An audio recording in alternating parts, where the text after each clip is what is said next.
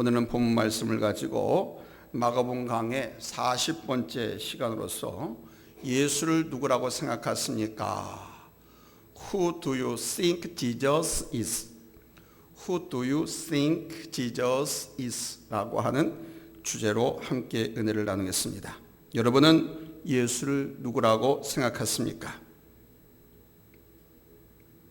여러분은 예수님을 누구라고 생각하십니까?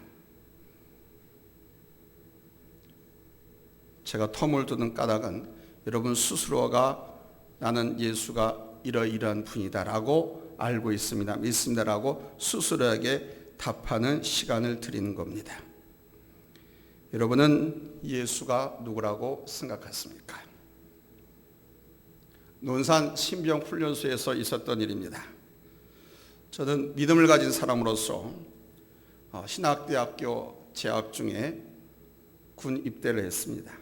그래서 전도자의 입장에서 군 생활을 시작했지요. 한참 신병훈련을 받는데 첫 주일이 되었습니다. 얼마나 예배당에 가는 것이 기대가 되고 즐거웠던지 주일 아침에 조교가 와서 교회 갈 사람 모여! 라고 하기 전에 저는 문 밖에 나가서 기다렸습니다. 내무반원들이 많이 교회에 같이 갔던 기억이 납니다. 그날 목사님은 설교 후에 안수해 주시는 시간을 가졌지만 저는 감히 나가질 못했고 같은 내부반의 동료는 나가서 안수를 받았습니다. 참 신실해 보이는 참 좋은 감격적인 모습이었습니다. 또 한 주일이 지나서 조교가 이번엔 이렇게 말한 것이요. 불교 신자로서 절에 갈 사람 나와! 그때 전 아주 이상한 장면을 목격했습니다. 지난주에 저와 같이 교회 가서 목사님께 안수받았던 그 친구가 이번엔 절에 가겠다고 후다닥 뛰어나가지고 줄을 서는 거였습니다. 또 다음번에는 이 조교가 와서 이번에는 천주교회 갈 사람 나와! 역시 이번에도 그 친구가 후다닥 뛰어나오더니 줄을 섰습니다. 물론 저는 안 갔습니다. 저는 교회로 갔습니다. 하도 우스워서 점심을 먹으면서 그 친구에게 핀찬 주듯이 물었습니다. 야, 너 도대체 정체가 뭐냐? 너 지금 뭐 하는 거야? 뭐 교회 가서 예배도 드리고 목사님한테 안수기도도 받고 또 천주교회 가서는 미사에 참석하고 뭐 절에 가서는 향 피우고 목사님 승려가 목탁 두드리는 그 소리에 절하고 도대체 뭐냐고 제가 물었어요. 그랬더니 그 친구가 뭐라고 그러냐면 야, 어디 나가서 예수 믿으면 되지. 어디 가든지 부처든지 뭐 천주든지 세 중에 하나는 자기를 불쌍히 여겨줄 거 아니냐. 그래서 누구든지 간에 나를 좀 불쌍히 여겨달라고 나는 그래서 있는 신들 다 찾아다녔던 거야 라고 이렇게 말하더라고요. 예수님이시든지 천주님이시든지 부처님이든지 다 그게 그것인데 그 중에 하나는 자기한테 걸리지 않겠느냐는 그런 모습. 뭘 믿든지 다 같은 것이라고 말하는 사람들, 종교는 다 쓸모없는 것이라고 말하는 사람들, 참 여러 가지 인생들이 있습니다. 서양 사람들은 예수님을 잘 알지 못합니다. 물론 하나님은 더더욱 잘 알지 못합니다.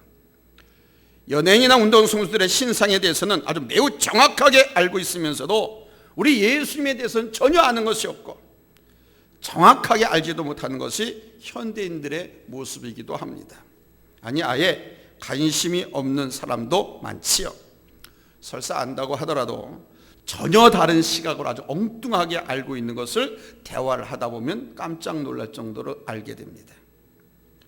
그래서 저는 이 시간에는 우리 하나님을 믿는 하나님의 자녀들이라고 하는 성도님들, 예수 믿는 사람들만이라도 우리 예수님에 대해서 제대로 알기를 원합니다. 서양 사람들이 예수님을 잘 모른다고 해도 잘못 안다고 해도 우리 하나님은 크게 실망하지 않습니다. 그러나 예수를 믿는 성도들이 예수님에 대해서 잘 모른 땐 여러분 실망하지 않겠습니까? 세상이 온통 죄악으로 관영하고 십자가의 의미가 퇴색되고 십자가가 모독을 당하는 시대가 되었습니다. 세상의 죄가 관영하면서 예수님께서 십자가에서 흘리신 보혈과 고난의 의미가 사라져가고 있어요. 이러한 때에 우리가 예수님을 바로 아는 지식을 갖고 바른 신앙 고백을 함으로써 십자가의 고난당하심과 부활의 의미가 새롭게 부각될 수 있어야 한다고 저는 생각합니다. 우리 주님께서 너는 나를 누구라고 생각하느냐라고 물으실 때 여러분은 뭐라고 말씀하시겠습니까? 첫째, 여러분 예수님을 이 정도로 생각하고 있지는 않습니까? 그 당시 사람들은 예수님을 이렇게 생각했습니다. 어떤 사람은 예수님을 세례 요한이라고 했습니다. 죽었던 세례 요한이 살아났다라고 했습니다. 자기의 믿음을 지키기 위해서 순교한 위대한 의인으로 예수님을 보는 거예요. 어떤 사람은 예수님을 엘리야라고 보았습니다. 저 유태인들은요, 자신들의 역사 속에 가장 위대한 선지자요 선생으로 엘리야를 생각하고 있었습니다. 그래서 지금도 유태인들은요, 엘리야가 메시아가 오시기 전에 앞서 오실 걸 생각하고 지금도 지키는 이스라엘 유월절 축제, 마치 우리나라의 설명절, 추설명절 같은 그 유월절 축제 때에는 항상 엘리야가 와서 앉을 빈 의자를 준비하고 축제를 합니다. 바로 위대한 선지자 중에 하나로 예수님을 보는 시각입니다. 여러분은 예수님이 누구십니까? 이스라엘 앞비로 오신 분 아닙니까? 세계 역사의 4대 성자로 꼽히는 사람이 아닙니까? 크리스마스의 주인공이 예수님 아닙니까? 교회에서 매일 착하게 살라고, 성실하게 살라고, 거짓말하지 말고 충성하며 살라고 말씀하는 분이 예수님 아닙니까? 십자가를 졌다가 죽었다는 분이 아닙니까? 사랑을 가르치다가 죽은 사람이 예수 아닙니까? 인류 역사 속에 훌륭한 발자취를 남겼다고 보이는 한 인물로, 여러분 그 정도로 예수님을 알고 계신 분은 없습니까? 예수님은 이런 분이십니다. 첫째, 예수님은 역사적 인물입니다. 신학자들 간에 예수가 참 역사적인 인물이냐, 그렇지 않으면 신앙 고백상 가상적으로 만든 인물이냐 하는 논란이 있었습니다. 신학 사상서에 보면 그게 나와요. 이런 논란은 바로 독일의 신학자 볼트만이라고 하는 사람에게서부터 시작되었습니다. 이 논란은 신학자들 간의 연구 대상으로 한가롭게 떠돌 수 있는 이야기에 불과하지 일반 신자들이 순수한 신앙에는 하등의 도움도 줄 수 없는 논리입니다. 오히려 자칫하면 이런 신학은 교회를 어지럽히고 성도들을 해롭게 하는 결과만 초래하는 것입니다. 예수님의 역사성에 관해서 의심을 한다거나 부정하는 것은 바로 기독교 신앙의 기초와 근거를 부인하는 것이고 신앙의 대상을 상실하고 마는 것입니다. 신약 성경에 마태복음, 마가복음, 누가복음, 요한복음 4복음서가 있습니다. 이 4복음서에 보면요, 우리 예수님은 역사적인 인물이다, 실존한 인물이다 하는 예수님의 역사성을 보여주고 있습니다. 마태복음 1장에 보면 예수님의 족보가 나오잖아요. 마태복음 1장에 예수님의 족보, 이것은 우리 예수님의 역사성을 증명하기 위해서 밝혀놓은 것입니다. 아브라함에서 다윗까지 14대, 다윗에서 또 바벨론 포로까지 14대, 바벨론 포로에서 예수까지 14대라고 했습니다. 즉 예수님의 조상과 그의 후손이 그대로 족보가 나와 있어요. 그러니까 예수님은 아브라함의 후손으로 오신 메시아다, 하나님이시다라고 하는 것을 분명하게 증거하고 있는 겁니다. 이렇게 예수님은 역사적인 인물입니다. 가정의 사람이 아닙니다. 만들어 새겨놓은 우상이 아닙니다. 예수님은 우리와 같은 육체를 가지신 분이고 하나님의 아들 인자로서 우리를 구원하기 위해서 저 하늘 보좌를 버리시고 사람의 몸을 입고 이 땅에 오신 하나님이 있습니다. 십자가 죽음을 피하지 않으시고 죽으심으로써 우리의 죄를 대속해서 피를 흘리셨고 3일 만에 다시 살아남으로써 우리로 하여금 그를 믿어서 하나님의 자녀가 되게 하신 분입니다. 우리에게 의의 옷을 입혀주셨고 우리로 하여금 장차 부활에 이르도록 당신이 첫 열매가 되어서 우리도 부활할 것임을 가르쳐주신 하나님이 있습니다. 두 번째로 예수님은 하나님이십니다. 한번 따라서 합시다. 예수는 하나님이시다. 우리는 예수는 그리스도라고 하는 말을 많이 썼습니다. 그리스도라고 하는 말은 헬라 크리스토스입니다. 영어는 크라이스트라고 해요. 기름 부음을 받은 자. 구약 용어로는 메시아라고 합니다. 메시아가 신약 용어는 크리스토스인 거예요. 크라이스트인 거예요. 이건 하나님이란 뜻입니다. 우리 예수님은 육신의 몸을 입으셨지만 예수님은 삼일째 하나님 가운데 한 분이신 제2위의 성자 하나님이십니다. 그분이 이 땅에 육신을 입고 오신 거예요. 하나님이시기에 인간이 이해할 수 없는 수많은 사건이 우리 예수님부터 나타났습니다. 성경에는 우리 인간의 지성, 이성으로 이해할 수 없는, 해석할 수 없는 사건들이 얼마나 많은지 몰라요. 출생부터 시작해서 지금까지 우리가 살펴보았던 우리 예수님의 공생의 모든 기간들, 사건들, 예수님께서 동정녀에서 태어났다라고 하는 것, 남자를 알지 못한 여성 처녀에게서 태어났다고 하는 것, 성녀로 잉태되었다라고 하는데 이해되십니까? 그리고 죽으셨습니다. 하나님이시라고 하는데 왜 죽습니까? 이해가 안 되죠. 그런데 3일 만에 또 부활하셨다고 합니다. 부활하셨어요. 그리고 많은 사람들을 보는 가운데서 하늘로 승천하였습니다. 죽은 자를 살리셨습니다. 바람과 파도, 자연을 복종시키셨습니다. 수많은 이적들을 보이셨어요. 올병이의 계정, 칠병의 계정, 눈먼의 눈을 뜨게 한 것, 소경의 눈을 뜨게 하고 절름발이 일으켜서 뛰게 하고 말벙어리가 입을 열어서 노래하고 찬양하게 하고 수많은 이적들을 보이셨습니다. 하나님은 그의 존재를 바로 중학생들의 생물학 시간에 실험관에서 증명하듯이 증명을 통한 성명을 할 수 있는 분이 아니었습니다. 여러분, 곤충 가운데 하루살이하고 모기 아시죠? 하루살이. 하루살이는 왜 하루살이라고 그러죠? 하루밖에 못 살고 죽는다 해서 하루살이라고 합니다. 실제 그의 생명이 그래요. 모기가 있어요. 모기는 며칠 사는지 아세요? 전 몰라요. 학자들도 정확하게 몰라요. 그러나 하루 이상을 사는 게 모기입니다. 모기는 하수구나 이런 데서 살아서 몇 날 며칠, 한 계절을 살기도 해요. 때로는 사람에게 피해를 당해서 하루 한 시간도 못 살고 죽기도 하고.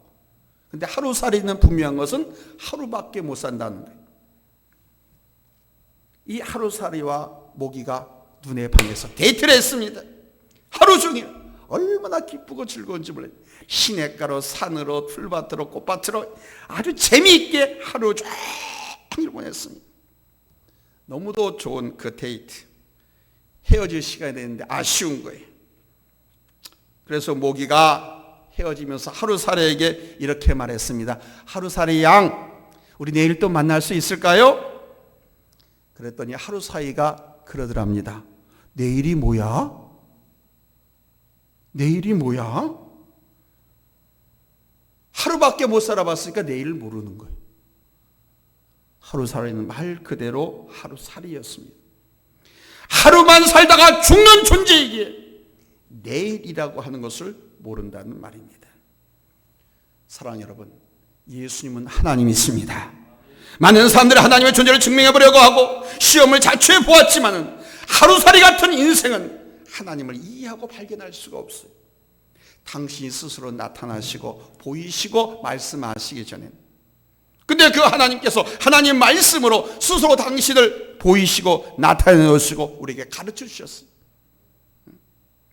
제한된 인간이 영원하신 하나님을 어떻게 이해하고 어떻게 증명할 수 있습니까? 당신 스스로가 보이고 가르치고 나타내지게 되는 알 수가 없어요. 우리 하나님은 우리 과학자들이라든가 중고등학교 시간에 하는 그런 생물 실험, 이런 과학적인 증명에 의해서 그 존재가 밝혀지는 과학세계 영역에 속하신 분이 아니라 그 과학을 만드시고 섭리하시고 보존하고 통치하시는 분, 그 과학세계를 이끌어간 인간들을 만드시고 보존하시고 섭리하시고 통치하시는 하나님, 즉 인간 과학을 초월하고 그것을 만드시고 통치하시는 하나님이시기 때문에 그거 증명을 갖고 증명할 수가 없는, 예수님은 하나님이십니다. 믿습니까? 믿습니까? 빌립보서 2장 5절로 11절을 한번 찾아보십시다. 빌립보서 2장 5절로 11절입니다. 같이 읽겠습니다. 시작. 너희 안에 이 마음을 품어라. 곧 그리스도 예수의 마음이니 그는 근본 하나님의 본체시나 하나님과 동등됨을 취할 것으로 여기지 아니하시고 오히려 자기를 비워 종의 형체를 가지사 사람들과 같이 되셨고 사람의 모양으로 나타나사 자기를 낮추시고 죽기까지 복종하셨으니 곧 십자가에 죽으심이라. 이러므로 하나님이 그를 지극히 높여 모든 이름 위에 뛰어난 이름을 주사 하늘에 있는 자들과 땅에 있는 자들과 땅 아래에 있는 자들로 모든 무릎을 예수의 이름에 꿇게 하시고 모든 입으로 예수 그리스도를 주라 시인하여 하나님 아버지께 영광을 돌리게 하셨느니라. 아멘. 예수는 역사적인 인물이요 성령으로 잉태해서 동정녀 마리아에게서 나신 분이고 임마누엘이신 분입니다. 고로 누구든지 저를 믿으면 멸망치 않고 영생을 얻느니라고 하시는 이 하나님의 말씀대로 바로 이 예수를 나의 구주로 영접하고 구원받았고 우리가 이미 영생을 얻은 줄로 믿습니다. 예수님 때문에 우리 안에서 의로운 변화가 일어나고 예수님 때문에 우리가 천국에 들어갈 수 있는 자녀가 된 거예요. 예수님 때문에 내 의, 내 공로, 내 공적으로가 아니라 예수님 때문에. 오늘 이 예수님을 여러분 정확히 아시기를 바랍니다. 그리고 아직도 예수님을 영접하지 못하는 분들이 있다고 하면, 지식적으로 도덕적인 예수님으로만 생각하는 분이 있다고 하면 오늘 예수님께 마음을 활짝 열어서 내 구주로 영접해 드리시기 바랍니다. 아멘. 변함없으신 우리 하나님께서 여러분들에게도 놀라운 은혜를 주실 것을 믿습니다. 그 놀라운 은혜는 믿어지는 은혜, 할렐루야, 찬양하는 은혜, 예수는 하나님이심이 확신되어지는 은혜, 여러분 이 은혜 주실 줄로 믿습니다. 우리와 함께 거하시는 하나님이심을 의심 없이 믿으시고 하나님을 기쁘시게 하는 성도들이 되시기를 예수님의 이름으로 간절히 축원드립니다. 할렐루야, 할렐루야. 세 번째는 예수님을 바르게 알고 믿는 자가 복이 있다는 사실입니다. 하나님을 바로 모르면, 예수님을 바로 모르면 바로 섬길 수가 없어요. 예수님께서는 당신을 섬기는 법을 성경 특별계시를 통해서 예배는 이렇게 드리고 헌금은 이렇게 드리고 전도는 이렇게 하고 기도는 이렇게 다 가르쳐 주셨거든요. 세세하게 가정생활은, 사회생활은, 국가가, 민족관, 세계관, 자연 이런 것들 다 가르쳐 주셨거든요. 이걸 모르면 하나님을 기쁘시게 할 수가 없고 하나님의 자녀가 아닌 다른 자녀들처럼 살아갈 수밖에 없는 거예요. 그래서 예수님을 바르게 믿고 바로 아는 사람이 복을 받는 거예요. 우리가 예수님을 바로 인식하면 우리 하나님 아주 감격적으로 기뻐하십니다. 우리 그러지 어릴 때 아이 키워보면 엄마 아빠 가르치잖아요. 근데 날 보고 이 아이가 아빠 그러지 않고 아저씨 그래 보세요. 날 보고 엄마 그러지 않고 아줌마 그래 보세요. 황당하지 않겠어요? 우리 예수 믿는 사람들이 이런 경우가 허다하다는 겁니다. 너무도 잘못 알고 있다는 거예요. 물론 아저씨 가운데 아빠가 있겠죠? 아빠가 다 아저씨는 있을 수는 없잖아요. 물론 아줌마 가운데에 엄마가 있겠죠? 엄마가 모든 아줌마가 될 수는 없잖아요. 무슨 말이냐 하면 그냥 둘이 뭉실하게 대충 안다고 해서 그 잘못된 건 아니지 않느냐라고 우리가 말할 수 있다는 거예요. 그러나 그렇지 않습니다. 하나님은 우리가 바르게 알고 바르게 믿어야 하나님께서 기뻐하시는 거예요.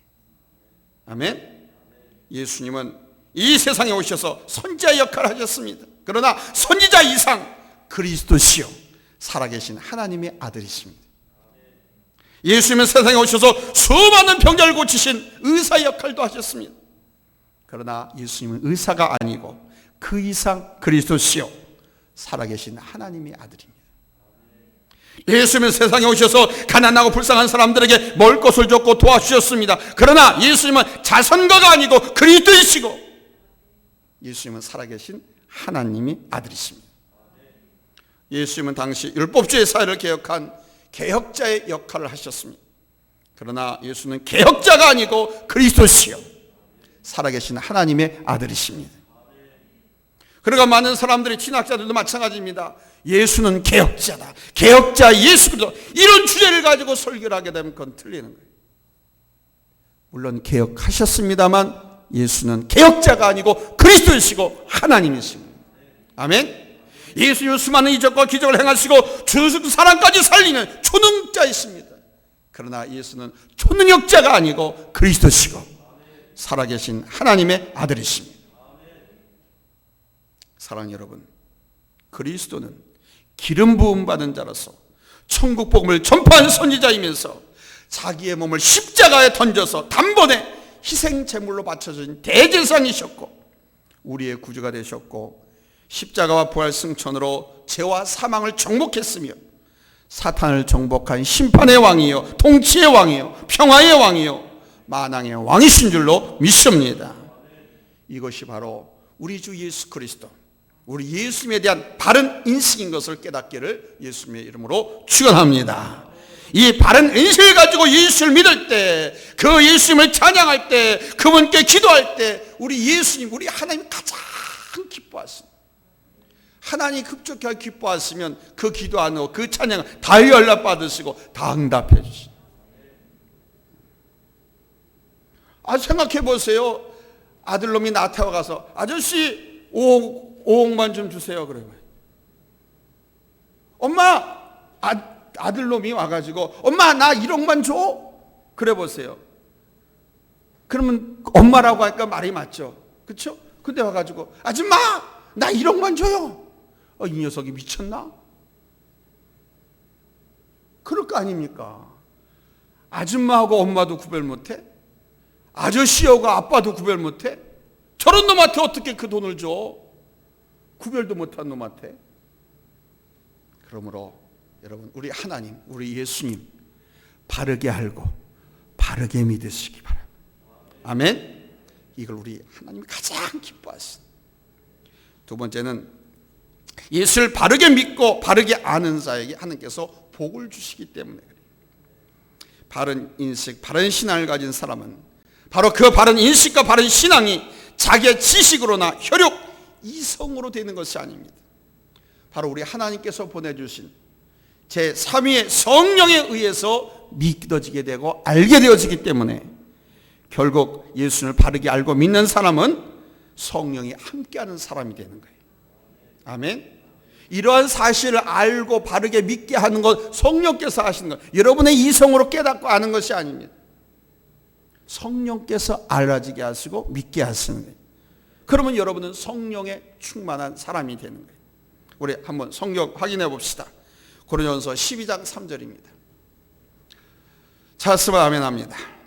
합독합니다. 시작. 그러므로 내가 너희에게 알리노니 하나님의 영으로 말하는 자는 누구든지 예수를 저주할 자라 하지 아니하고 또 성령으로 아니하고는 누구든지 예수를 주시라 할 수 없느니라. 아멘. 따라서 성령이 함께하는 사람이기 때문에 복이 있는 줄로 믿습니다. 이렇게 예수님을 바르게 아는 신앙을 소유하는 사람들이 우리 주님의 몸된 교회의 기초가 되는 거예요. 예수님을 바르게 알고 바르게 믿는 사람들이 모여서 교회를 세워야 그 교회가 든든해지고 그 교회가 번성해지고 그 교회가 점점 지경을 넓혀서 사마리아 땅끝까지 복음을 전파하는 거예요.